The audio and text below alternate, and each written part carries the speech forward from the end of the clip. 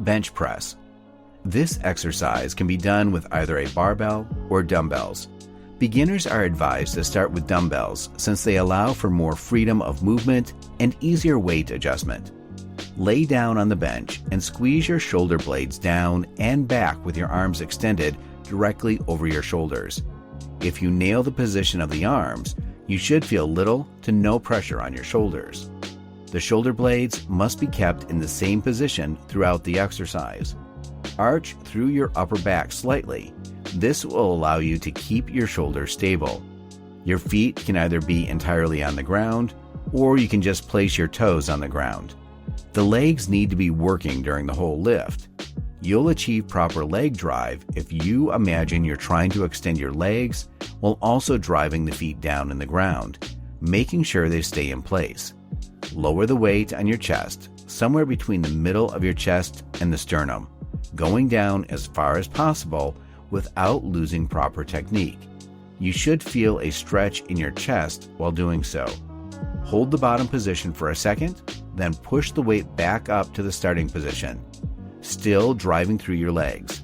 The elbows should be slightly tucked, although the exact angle between the elbow and the torso depends on the individual. The main thing to remember is that when looking from above, your elbows shouldn't look like they are forming a T with your body. As they should be tucked in, they should resemble the letter A. Your wrists should be stacked on top of your elbows to ensure proper force transfer and minimize the risk of injury. Common mistake: flat back and no leg drive.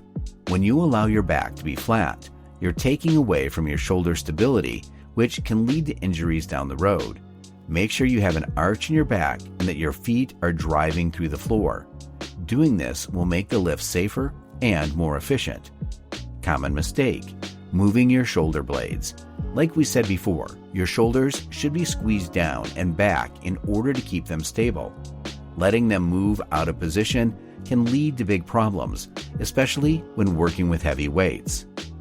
Common mistake: elbows and wrists not stacked and lowering the weight too high. As you can see in the video, the weights shouldn't be lowered to your clavicle and your wrists shouldn't drop inside. Make sure you're lowering the weights close to your sternum.